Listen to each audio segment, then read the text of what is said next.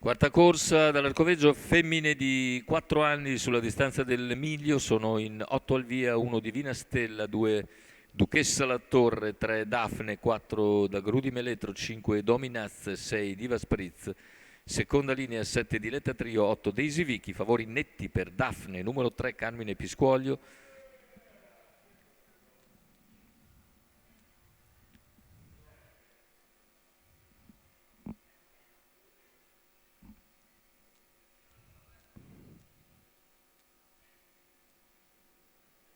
macchina che stacca in questo momento, la velocità iniziale di Dagrudi Meletro che cerca di sfondare ma subisce l'anticipo di Duchessa La Torre e di Daphne che poi si accoda in seconda posizione. Duchessa La Torre al comando, in terza c'è Dagrudi Meletro che si è accodato davanti a Divina Stella.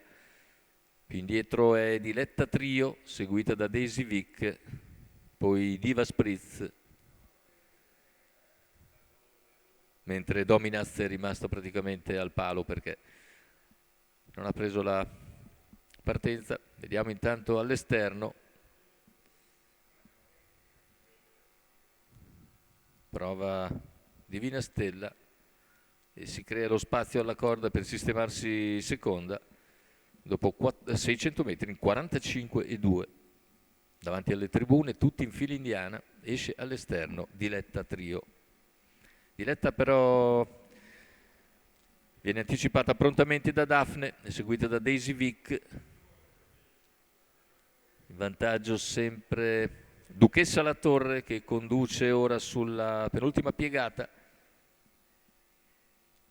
All'esterno è Diletta Trio che si trascina la favorita Daphne, lungo la corda va Dagrudi Meletro, se n'è andato 1 chilometro in 1,16, cavalli a 500 dal palo, ora attacca con decisione Divina Stella, è l'errore di Duchessa La Torre. Numero 2 Duchessa La avanza Torre anche Daphne, squalificato. poi Daisy Vick e Divina Stella entra al comando sulla curva finale impegnata da Daphne. Numero Poi 6 tentativo Diva in terza Spritz ruota di Daisy Vick, squalificato. completamento della curva conclusiva. Divina Stella in netto vantaggio all'ingresso in retta, cerca di staccarsi dalle avversarie. Divina Stella in netta evidenza, finisce fortissimo Daisy Vick che va su Divina Stella. Daisy Vick ci prova, Divina Stella si difende sul palo, le due vicinissime, con al terzo Daphne. 1,15,4 ragguaglio conclusivo, 30 secco a chiudere. Ed è una foto davvero molto stretta probabilmente. Andiamo a rivedere l'arrivo perché Divina Stella ha buon margine ma finisce davvero a bomba Daisy Vick. E sul traguardo le due sono praticamente sulla stessa linea, con Daisy Vick che continua a guadagnare terreno. Non sappiamo se sul palo riesce a stampare l'avversaria. Foto davvero molto difficile. Andiamo a rivedere Divina Stella e Daisy Vick.